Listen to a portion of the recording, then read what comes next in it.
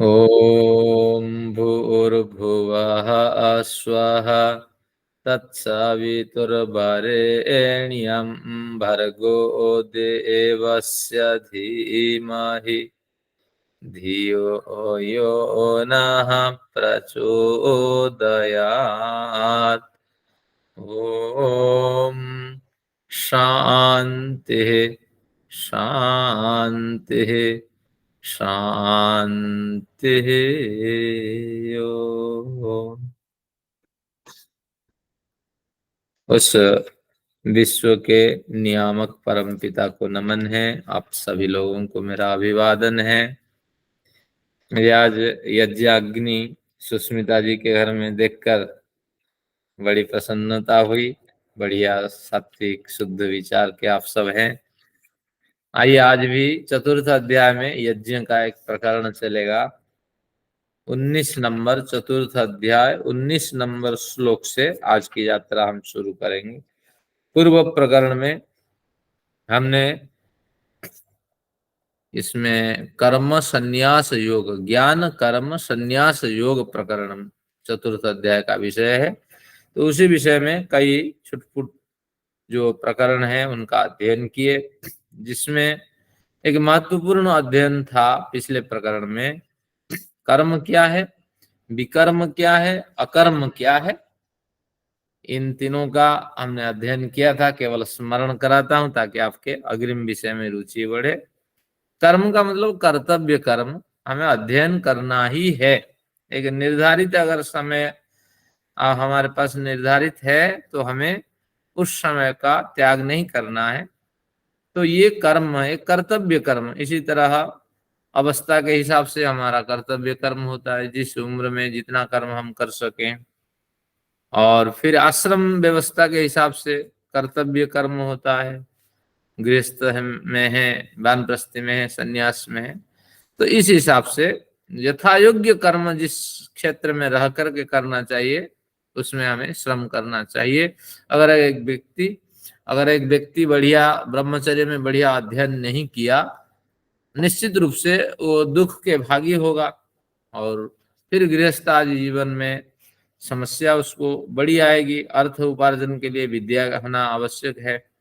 तो इस तरह आपको कर्म से कर्तव्य कर्म समझना। और विकर्म क्या है, विपरीत कर्म, जो कर्म आपको करना नहीं चाहिए। छोटी सी गलती है और कम सजा होनी चाहिए, आप कई बार बड़े सजा दे देते हैं। छोटे छोटे जानवरों की हत्या कर डालते हैं। हाँ, इस तरह आपको नहीं होना चाहिए। कईयों को कम गाली गाली की आवश्यकता ही नहीं है। कई बार हम बड़ी गालियां दे देते हैं, कभी आत्म समीक्षा करते नहीं है। जहां जहां त्रुटि हो उसको बैठ करके एक बार सोचें कि हाँ, यहाँ मुझे इस तरह रिएक्ट नहीं करना चाहिए था, और फिर ईश्वर से क्षमा मांगे और ईश्वर के पास संकल्प करें कि इस तरह गलती मैं न करूं। तो इसको कहते हैं विकर्म, विपरीत कर्म। ये कर्म नहीं करना, लेकिन आपने इस कर्म को कर लिया और ना समझ के कारण ये त्रुटियां हुई है।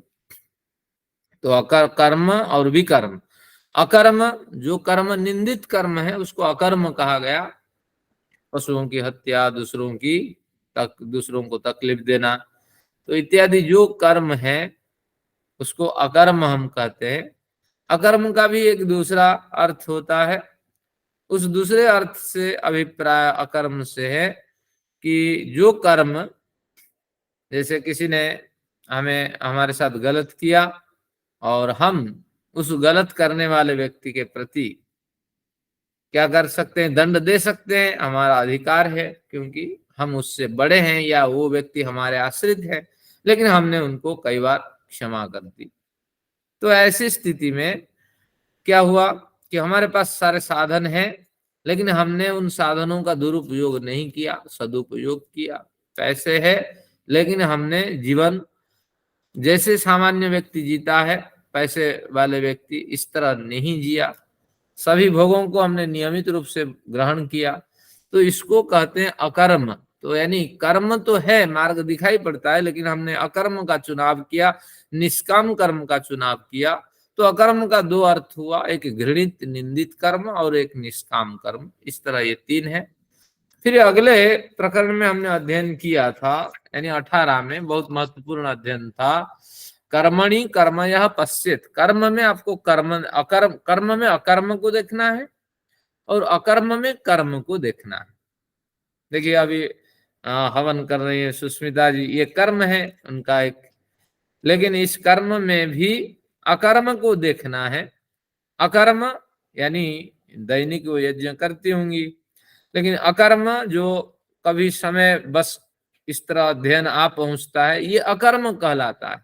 लेकिन उस कर्म से भी अकर्म महत्वपूर्ण हो जाता है कई बार, क्योंकि हर कर्म किसी अवस्था विशेष में अशुभ कर्म हो जाता है। तो इसलिए उन्होंने देखिए दोनों कार्य करने का प्रयत्न किया है। तो निश्चित रूप से इसमें आपको सोचना पड़ेगा, थोड़ा पहले अगर हवन हो जाए और अधिक आनंद मिलता, लेकिन कम आनंद मिलेगा, लेकिन फिर भी उन्होंने प्रयत्न किया है। तो इस तरह आपको समझना होगा कि क्या समझना होगा कि कर्म में हमें अकर्म देखना है और अकर्म में भी हमें कर्म देखना है।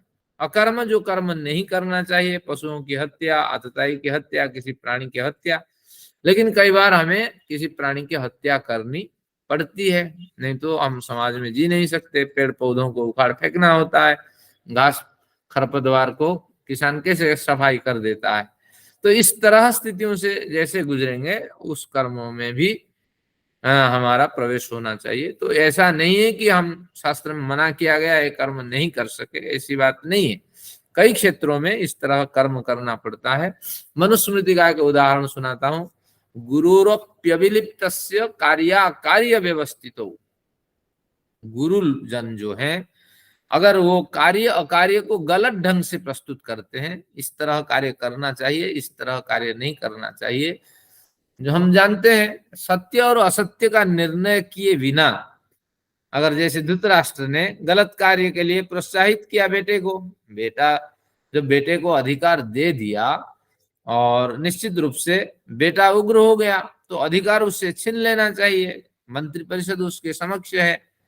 ऐसा नहीं कि एक व्यक्ति बहुत कुछ किया और पूरी की पूरी जो सेना व पूरा का पूरा जो शासन तंत्र निरुत्तर रहा, ऐसा नहीं है। उसके बेटे के प्रति बड़ा प्रेम था धृतराष्ट्र का। जो महाभारत की लड़ाई हुई उसमें बड़ी भूमिका धृतराष्ट्र की थी, लेकिन धृतराष्ट्र ने उस भूमिका का निर्वाह नहीं किया, बेटे पे छोड़ दिया और भयंकर हानि हुई। तो इस तरह आपको समझना चाहिए, कई क्षेत्र ऐसा होते हैं जो हमारे अधिकार के क्षेत्र हैं, वहां भी हमें बड़ी हत्याएं करनी पड़ती है और वहां भी कई तरह के हमें कूटनीति का आचरण करना पड़ता है। तो इसलिए कर्म और अकर्म आपको ये समझ करके व्यवहार करना चाहिए। केवल शास्त्रीय विधि से आप चलेंगे तो समाज में जी नहीं पाएंगे। इस तरह इन्होंने एक बढ़िया संकेत किया। अब जो 19 से 23, इसी 19 नंबर पे नोट करिए कि कैसे जीवन हमें जीना चाहिए। कर्ममय इस संसार में हमें कैसे जीवन जीना चाहिए, किसी से टकराहट न हो, हमें भी खुशी मिले, दूसरों को हमसे भी खुशी मिले। तो ये एक महत्वपूर्ण प्रकरण है। 19 से 23 आइए चलते हैं, देखते हैं।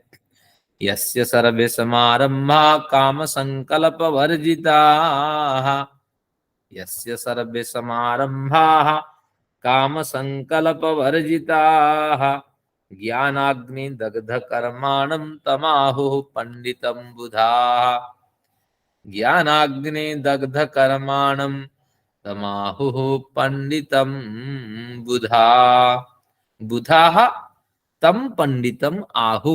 नीचे जैसे तोड़ेंगे संधियां, तमाहु में 2 टुकड़े होंगे, तम आहु, तो यहाँ से बुधा ले लेंगे। बुधा यानी बुद्ध, बुद्ध यानी ज्ञानी लोग, विद्वान लोग। आचार्य जी एक श्लोक संख्या हाँ अभी पढ़ाया नहीं, अभी पढ़ाता हूँ। पहला श्लोक है, ठीक है। यस्य सर्वे समारंभा काम संकल्प वर्जिता, ज्ञानाग्निदग्ध कर्माणं तमाहुः पंडितम बुधाः।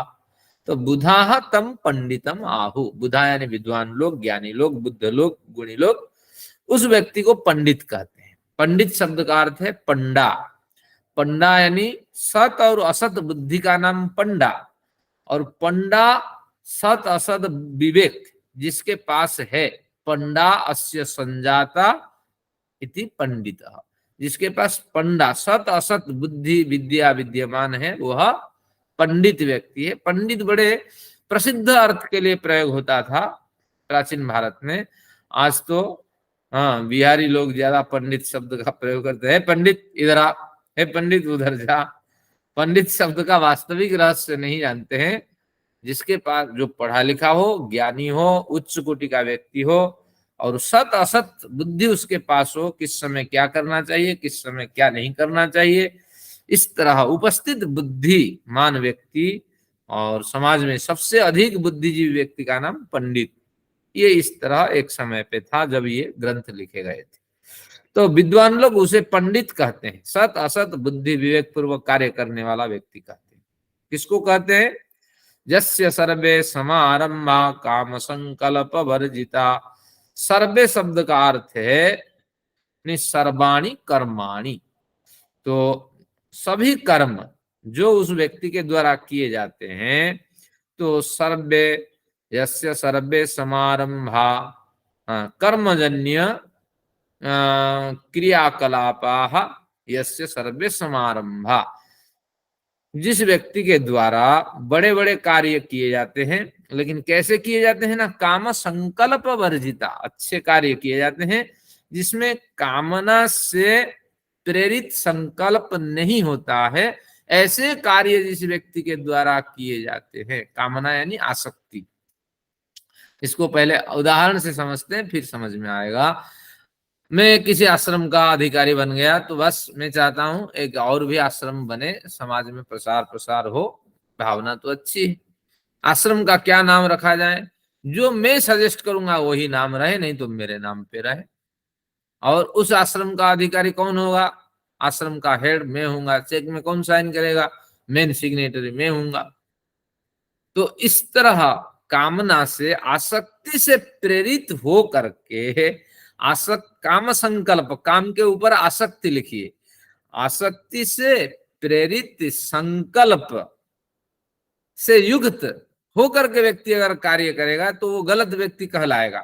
लेकिन काम संकल्प वर्जित, आपके द्वारा अच्छे कार्य हो लेकिन आसक्ति से प्रेरित संकल्प से रहित कार्य अगर वो व्यक्ति करता है, आप आश्रम बनाना है जिनका सुझाव है, बस उन्हीं को आप प्रेरित करें। आप बनाएं, अपने नाम से बनाएं, किसी के नाम से बनाएं, लेकिन समाज कल्याण पर विचार हो, मुझे उसमें इन्वॉल्व न करें, मैं कई बार जाकर के वहां रुक जाऊंगा।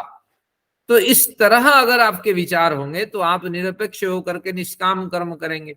लेकिन सब में अगर आपका इन्वॉल्वमेंट होगा और आप चाहते हैं सब में मेरा प्रवेश हो, मेरा वर्चस्व हो, पतंजलि योग संस्थान बने, हेड कौन रहेगा?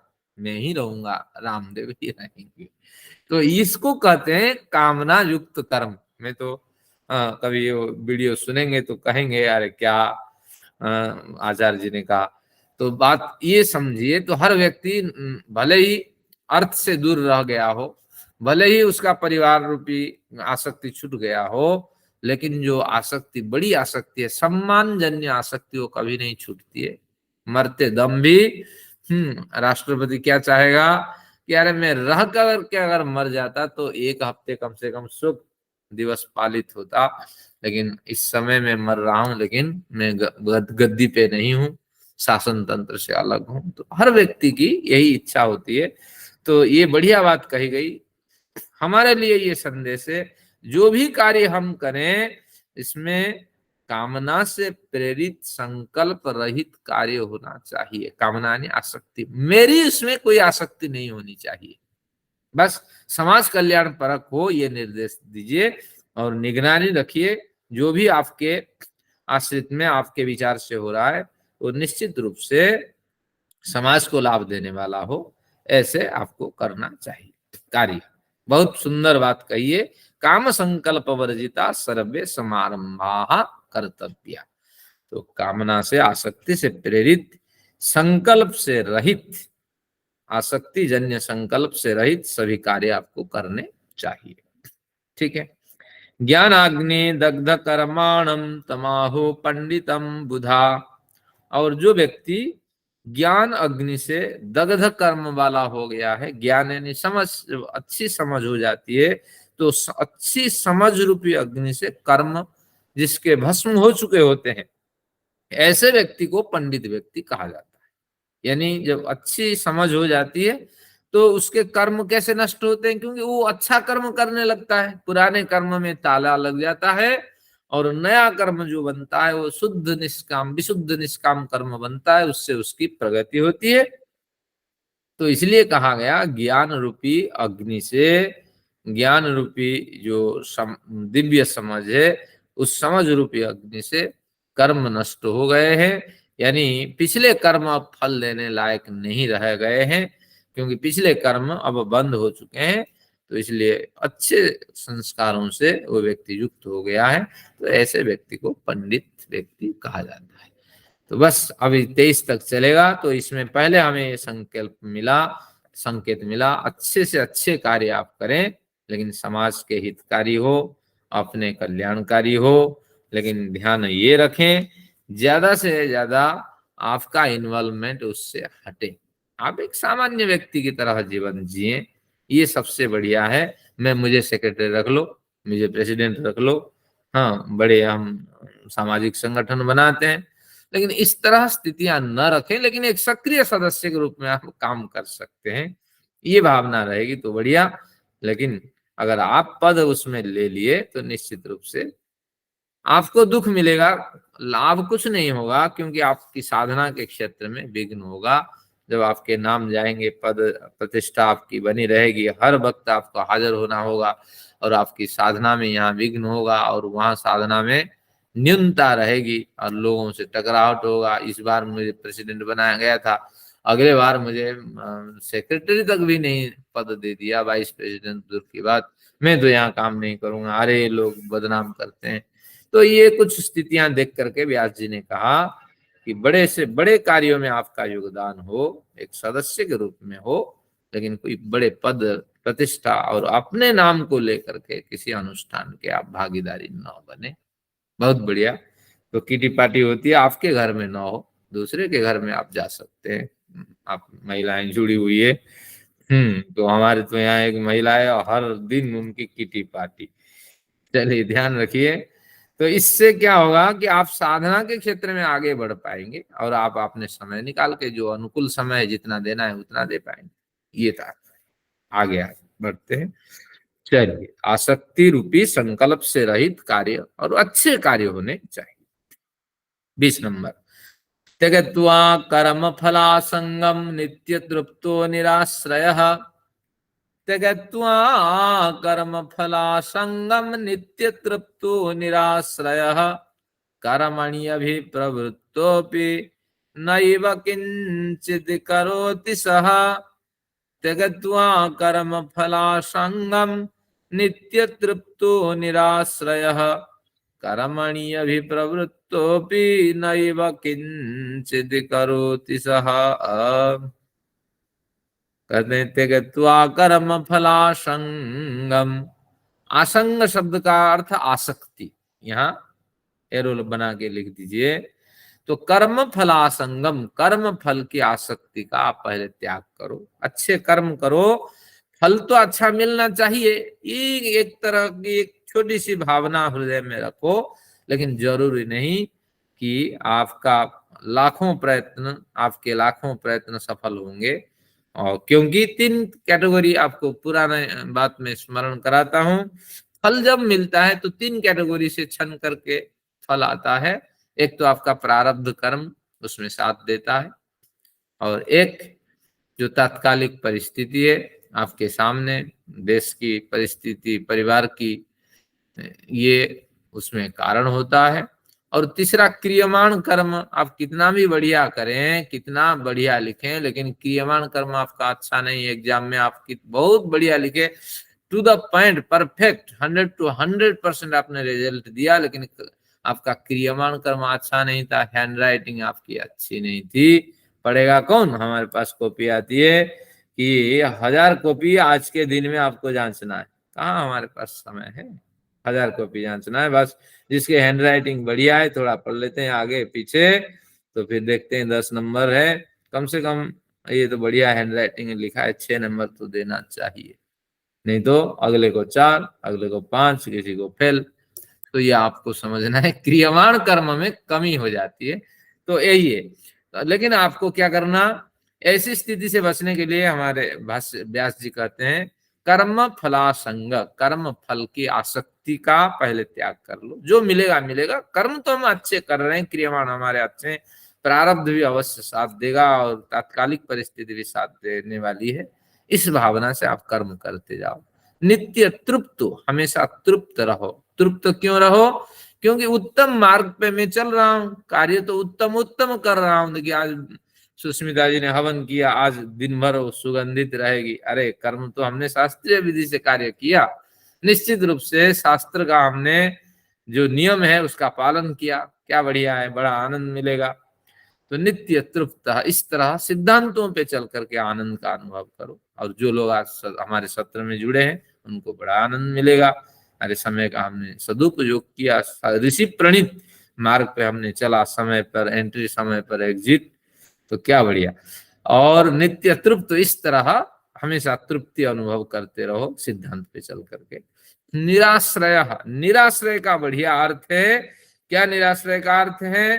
कि जो आपकी क्या है, फल भोगने की जो आसक्ति है, फल भोगने की जो आसक्ति है, उसी आसक्ति पे आश्रित न रहो। मैंने ये कार्य किया, फल मिलेगा और उस फल से मुझे फलाना सुख अनुभव करना है, फलाना सुख अनुभव करना है। तो इस तरह, क्योंकि इतने पैसे लगाए इतने आएगा, शेयर मार्केट में बढ़िया छलांग है। अब जो आपका मूविंग एवरेज है 200 मूविंग एवरेज, अब नीचे से ऊपर उठ रहा है, हमने वहां पैसे लगा दी। बस हमें कितना, 1 माह मुश्किल से वेट करना है, एक स्विंग आने वाली है, बस पैसे ले लेंगे। लेकिन जरूर नहीं है, तो आपको 2 साल भी जा सकता है। 200 मूविंग एवरेज आपके ऊपर उठने में 2 साल भी जा सकता है। तो इस तरह कुछ हमारी टेक्निक है, मैंने बता दी। जब इस फील्ड पे आप आएंगे आप देखेंगे। तो अब तात्पर्य ये हुआ कि इस तरह अपनी जो फलाशक्ति है उस पे आश्रित भी मत रहो। एक तो फलाशक्ति का त्याग कर दो, और फलाशक्ति को लेकर के जो काल्पनिक बुनावट आप बुनते हो, अगर इतना पैसा आएगा तो बस फलाना कार्य करूंगा, फलाना कार्य करूंगा, फलाना कार्य करूंगा, इस तरह अगर ये मकान बिक जाए तो और कुछ ये करूंगा। तो इस तरह इस पे आश्रित रह करके जीवन न जियो। बाकी परिस्थिति के हिसाब से जैसी होगी, हाँ, उसका तो आकलन आप करेंगे ही, लेकिन हमेशा उसी के भरोसे न रहें। अगर वो मकान सही ढंग से नहीं बिका या कहीं कोई परेशानी आई तो आपको बड़ा तनाव होगा। तो हमें क्या करना, अच्छे से अच्छे कर्म करना, फल जो मिल जाए बस उम्मीद रखना, अच्छा कर्म है फल अच्छा मिलेगा, और आनंद का अनुभव करना। हमने सिद्धांत का आचरण किया, और निश्चित रूप से गीता को पढ़ लेने से जीवन में बड़ा ही विकास हो जाएगा। इस तरह आश्रित भी मत हो, क्योंकि बस इस कान से सुना उस कान से निकल गया, कल की कक्षा क्या थी, आज की कक्षा क्या है, मैं पढ़ाता हूँ पढ़ता हूँ मुझे पता है, तो इसलिए ये तो विस्मरण होगा ही होगा, क्योंकि अब उम्र नहीं रही है कि इनको मेरी हम रिकल कर सके। तो इसलिए जो समय, जितना समय आपको आनंद मिल रहा है उसी आनंद से आप अभिभूत हो जाओ। लेकिन बाद में ही मैं स्मरण करने पर मुझे आनंद देने वाला ये श्लोक होगा या पंक्ति होगी, तो इस तरह की आश्रित भावना को न रखें। और कर्मण्यभि प्रवृत्तोपि नैव किंचित करोति सः कर्मणि अभिप्रवृत्तः अपि, कर्मणि अभिप्रवृत्तः अपि।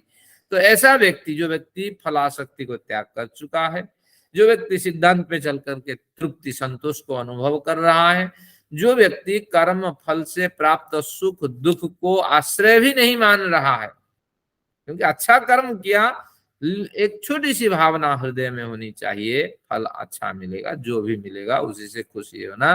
तो ऐसा व्यक्ति कर्मणि अभिप्रवृत्तो भी, बड़े बड़े कर्मों में प्रवेश करते हुए भी, अच्छे अच्छे कार्य करता हुआ भी वो व्यक्ति नैव किंचित करोति सः, वो तो कुछ कर्म कर ही नहीं रहा है, वो तो निष्काम योगी है, इस तरह उसकी परिभाषा मानी जाएगी। क्योंकि कर्म तो कर रहा है, निष्काम और सकाम कर्म में क्या भेद है? सकाम कर्म जिसमें भोग है और संग्रह है, इसको नोट करके आप रख सकते हैं।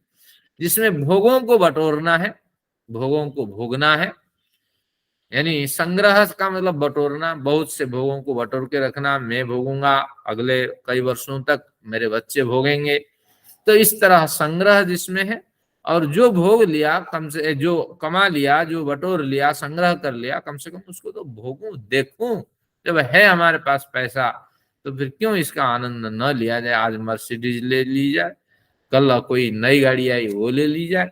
तो इस तरह भोग और संग्रह से युक्त जो कर्म है उस कर्म का नाम है सकाम कर्म, उससे दुख मिलेगा। और निष्काम कर्म क्या है कि अच्छे से अच्छे कर्म करना। अच्छा कर्म क्या है, जो मुझे भी प्रसन्नता प्रदान करे, मेरे आत्म कल्याण की ओर मुझे ले जाए और समाज को भी आत्म कल्याण की ओर ले जाए, विकास की ओर ले जाए, वो अच्छा कर्म। तो ऐसे अच्छे से अच्छे कर्म करते हुए भी जिसमें फल की आसक्ति की इच्छा न रखें, मान सम्मान की इच्छा न रखें, लाभ आने की इच्छा न रखें, और नित्य आनंद रहें और उसी पे ही टिका रहे, बार बार उसी का चिंतन मनन करें कि इसका ये लाभ हो जाएगा, इसका ये लाभ हो जाएगा, जो मेरा कद थोड़ा, मेरी स्थिति थोड़ी ऊंची हो जाएगी, ये भावना न रखें। तो ऐसे व्यक्ति अगर कर्म करता है, अच्छे से अच्छे कार्य में योगदान करता है, तो उसके सारे प्रयत्न निष्काम कहलाते हैं। ग्रंथकर्ता की भाषा में देखिए, कर्मणि अभिप्रवृत्तो पियो पुरुष, अच्छे से अच्छे कर्मों में प्रवेश करता हुआ भी कुछ कर्म नहीं कर रहा होता है, यानी वो कर्म उसको बांधने वाला नहीं होता है, लेकिन हर कर्म हमें बांधने वाला होता है। उदाहरण आपके सामने है, मैं पढ़ा रहा हूं, आप पढ़ रहे हैं, इसमें कितना बढ़िया समन्वय है। हम बड़े श्रम करते हैं, शास्त्रों को आप बड़ी रुचि एकाग्रता के समझते के साथ समझते हैं, नोट करते हैं। मैं भी पढ़ता हूँ और हमें नित्य तृप्त, हमें हमेशा प्रसन्नता मिलती है जब जब कक्षा में हम योगदान करते हैं। और निराश्रय, हम भी आश्रित में नहीं रहते हैं कि अगले बार यही पंक्ति ही जो आपने कहा है, यही अर्थ ही हमें इसमें समझ में आ जाए। तो इस तरह आप भावना लेके चलना। हमारा ये जो 1 घंटे का प्रयत्न है, ये निष्काम प्रयत्न कहलाएगा, क्योंकि अच्छे से अच्छे कार्य में हमारी प्रवृत्ति, हम भी 1 घंटे से अधिक समय दे रहे हैं, लेकिन नैव किंचित करोति, से हमने कोई कार्य किया ही नहीं, बंधन परक कार्य हमने कोई कार्य किया ही नहीं, यानी जो कार्य किया वो अनासक्त कर्म रहा, तो इसलिए उसका फल और आसक्ति कर्म में नहीं गिना जाता। तो इस तरह अच्छे से अच्छे कार्य करें, आत्म कल्याण समाज कल्याण के लिए यहाँ यह प्रेरणा है। मैं समझता हूँ 23 तक हम आज जा पाएंगे, देखते हैं, एक यात्रा हो जाए, जीवन थोड़ी हमारे और 2 बढ़िया पटरी पे आगे दौड़े।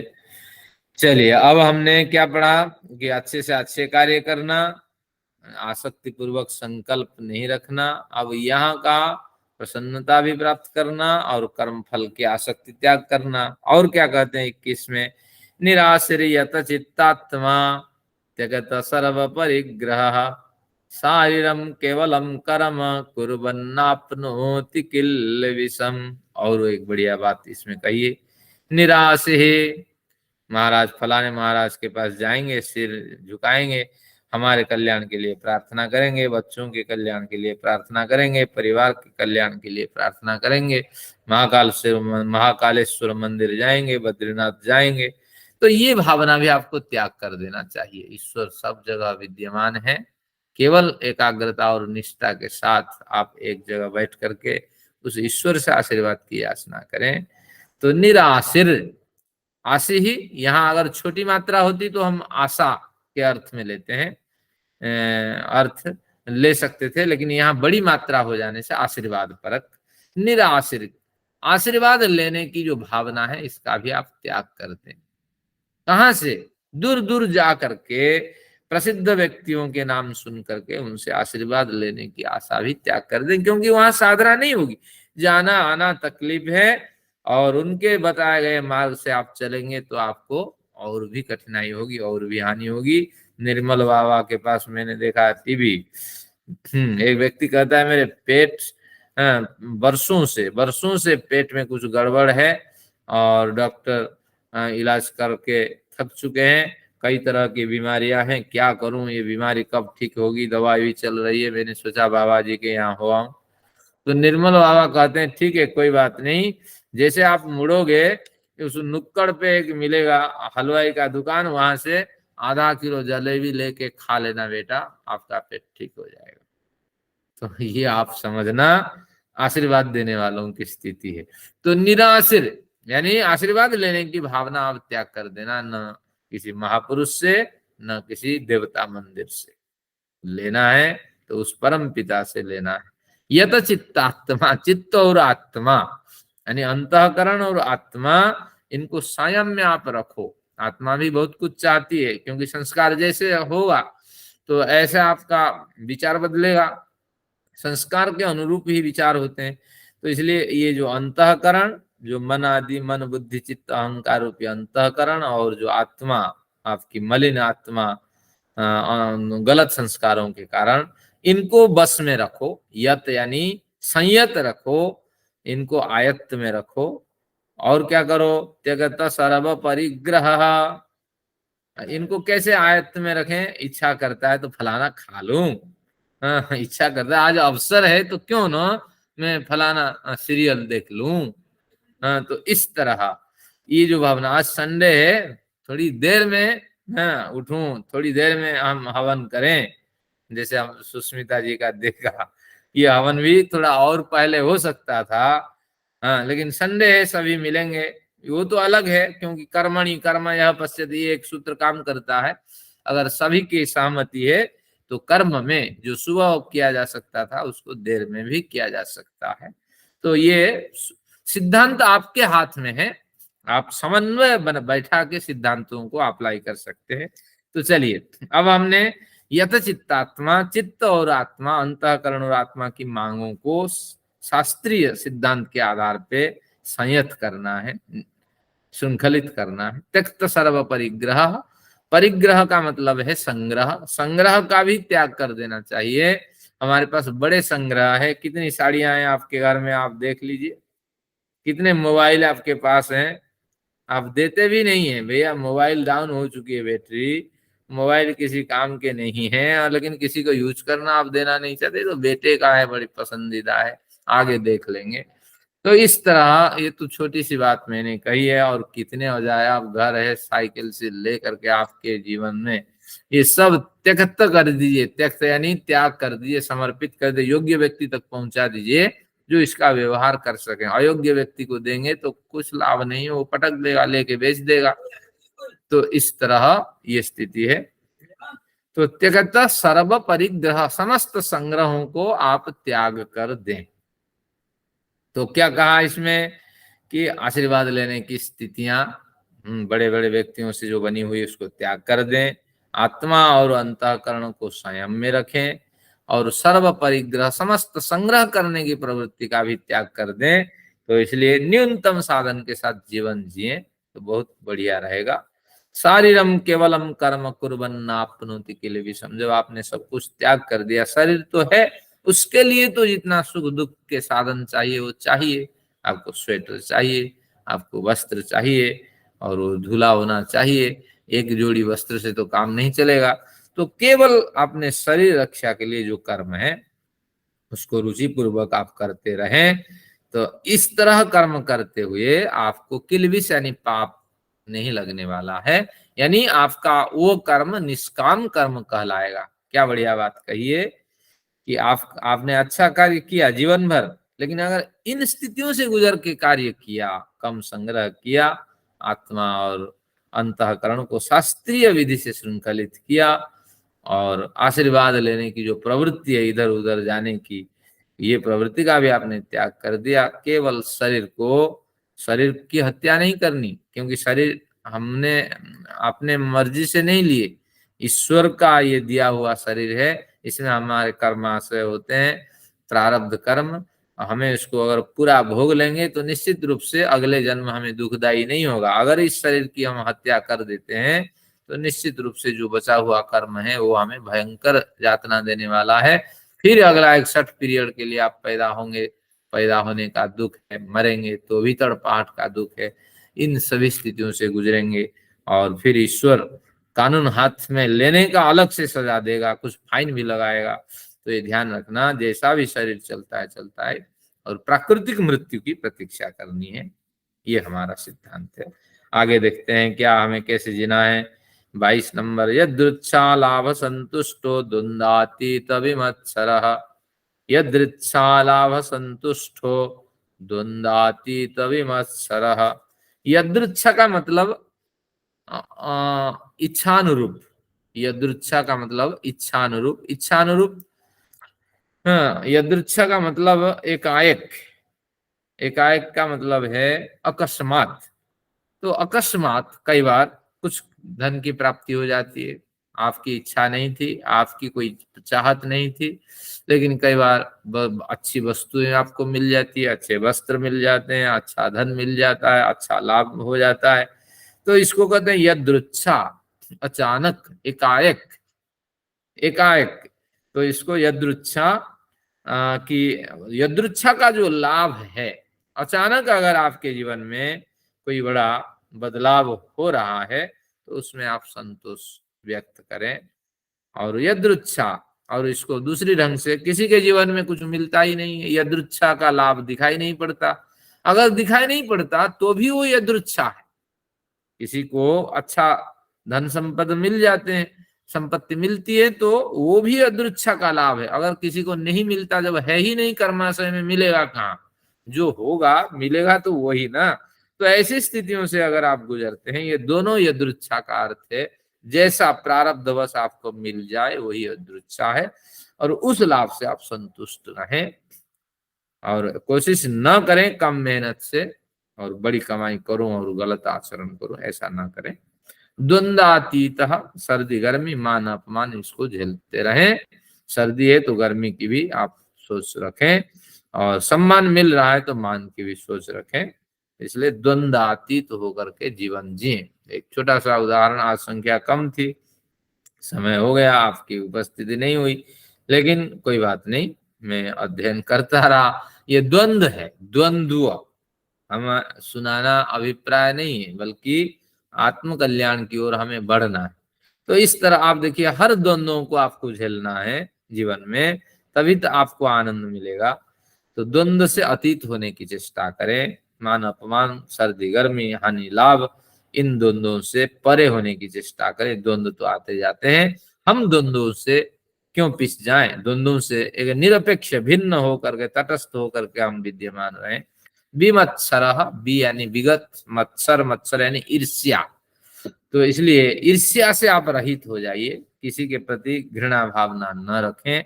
अगर वो व्यक्ति आपके लिए घृणित है, घृणित जो गलत कार्य करेगा, घृणा भावना से हम उसको देखेंगे, लेकिन आप घृणा भावना न रखें।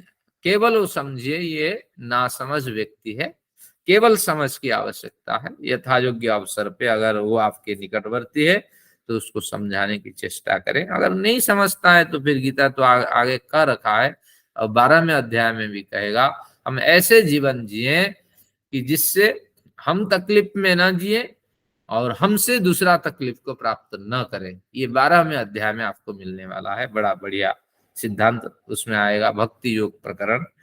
तो सब पढ़ेंगे, गीता में बहुत कुछ सिद्धांत है। तो प्रारब्धवश जो मिल जाए उससे संतुष्ट रहना, अधिक मिले तो भी संतुष्ट, कम मिले तो भी संतुष्ट, न मिले तो भी संतुष्ट। द्वंद्वों से परे रहने की, द्वंद्वों से अस्पृश्य, द्वंद्वों से अछूत रहने की चेष्टा करें। ईर्ष्या किसी के प्रति न रखें। अगर समझ की आवश्यकता है तो उसको यथायोग्य समय पर समझ से बदलने की चेष्टा करें। न बदले तो कोई बात नहीं। समः सिद्धावसिद्धौ च, सिद्धि और असिद्धि, सफलता और विफलता पर संभावना बनाए रखें। सफलता पे छलांग न मारे और उछल कूद न करें, और विफलता पे भी रोना धोना ये छोड़े, क्योंकि ये सब चलता ही रहता है। ये धीरे धीरे जीवन जीते हुए, विविध परिस्थितियों से गुजरते हुए, कैसे बर्थडे के दिन कैसे कैसे आपको इनविटेशन भेजा जाता है, कैसे आपको विश किया जाता है, आपके हैप्पी बर्थडे फलाना फलाना। तो इस तरह इसमें आप घुल मिल न जाए। हैप्पी बर्थडे है तो फलाना पार्टी करना है, फलानी जगह जाना है। इन वृत्तियों से अगर हटने की आप कोशिश करेंगे तो निश्चित रूप से बड़े आनंद आपको मिलेंगे। हमारे बच्चे होते हैं, अब कब बर्थडे है इसके पीछे लगे रहते हैं, लेकिन इन वृत्तियों से एक साधक हमेशा दूर रहता है। और हर दिन लाखों पैदा होते हैं, हर दिन लाखों मरते हैं, तो कोई मायने नहीं रखता हमारा जन्मदिन। तो ये आपको ध्यान रखना है, और वो जन्मदिन का स्मरण करके ईश्वर का आप चिंतन मनन करें। तो इस तरह अगर होंगे, सिद्धि में और असिद्धि में, सफलता और विफलता में आप संभाव रह सकेंगे। तो कृत्वापि न निबध्यते, कृत्वापि ऐसा कर्म करता हुआ भी साधक न निबध्यते, निष्काम भाव से युक्त रहता है, कभी कर्म करता ही नहीं, कर्म के बंधन में बंधता ही नहीं है। न निबध्यते, न कर्म के बंधन में वो कभी बंधता। तो हमें ऐसे जीवन जीना है। कैसे जीना है? प्रारब्धवश जो मिल जाए उससे खुश रहना। जिस परिवार में व्यवस्था के हिसाब से, समाज की व्यवस्था के हिसाब से हम आ गए हैं, उसी परिवार में संतोष व्यक्त करना। द्वंद्व आते रहते हैं जीवन में, तो उससे अछूत रहने की चेष्टा करना। किसी के प्रति ईर्ष्या न रखना, बदलने की कोशिश करना। सफलता और विफलता में समभाव रखना, कोई ऐसी बड़ी बात नहीं है। हमारे साथ शादी की सालगिरह है, फलाना कार्य करेंगे, फलाना करेंगे, इतने लोग खिलाएंगे, फलाने चर्च में जाएंगे, तो ये सारी भावनाएं आप हटा दें, तो सम बना रहें, बल्कि ईश्वर का चिंतन करना न भूलें, ये भावना आपको रखनी है। तो कृत्वापि च निबध्यते, इस तरह कर्म करता हुआ व्यक्ति, इस तरह सोच समझ और क्या आचरण के साथ कर्म अच्छे से अच्छे कर्म करता हुआ साधक कभी बंधन में नहीं बंधता। आगे कहा 23, ये बढ़िया है कार्य श्रृंखला 19 से 23। गत संगस्य मुगतस्य ज्ञानावस्थित चेतसः यज्ञयाचरत कर्म समग्रं प्रविलीयते। गत संगस्य मुगतस्य ज्ञानावस्थित चेतसः यज्ञयाचरतः कर्म समग्रं प्रविलीयते। गत संगस्य, संग का मतलब आसक्ति, जिससे साधक की आसक्ति खत्म हो गई है, गत हो गई है। गत यानी समाप्त हो गई है, आसक्ति समाप्त हो गई है। अच्छे से अच्छा कार्य करता है, लेकिन आसक्ति नहीं रहता। अच्छा कार्य है तो रिजल्ट तो अच्छा देगा, नहीं दिया तो क्या हो गया, तो कमियां आप ढूंढे, क्यों नहीं दिया। बस इस भावना से आपको कार्य करना है। कभी ये बनिए कि आंकड़े नहीं लगाना है, इतना हमने इन्वेस्ट किया तो इतना मिलेगा। तो गत संगस्य यानी आसक्ति रहित होके जीवन जीना है। मुक्तस्य, यहाँ मुक्त से अभिप्राय है कि जो त्यक्त सर्व परिग्रह, जो संपूर्ण संग्रह का त्याग कर दिया है, वही मुक्त है। लेकिन यहाँ भाष्यकार कहते हैं जो मुक्ति को प्राप्त कर चुका है, यहाँ मुक्तस्य का प्रसंग नहीं है। ऐसा साधक अभी मुक्त हुआ ही नहीं है, मुक्ति के मार्ग में चलता है। सभी परिग्रहों से जो मुक्त है, यानी कम संग्रह कम कर लिया है जीवन में, अब बड़ा संग्रह करना नहीं चाहता। तो इस तरह मुक्तस्य ज्ञानावस्थित चेतसः, जिसकी चेतना में ज्ञान अवस्थित है, जो अच्छी समझ से युक्त हो गया है। अच्छी समझ कैसे होगी? ऐसे ग्रंथों को आप पढ़ेंगे तो अच्छी समझ आपको मिलेगी। जीवन की जो पटरी है वो और चुस्त होगी, और इसमें बढ़िया आपके आत्मा रूपी गाड़ी दौड़ने लगेगी। तो आसक्ति रहित जीवन जिए, संग्रह जितना है उनसे मुक्त होने की चेष्टा करें, और हमेशा इस तरह ऋषि प्रणीत साहित्यों के ज्ञान से आप विशुद्ध चेतना से युक्त रहें।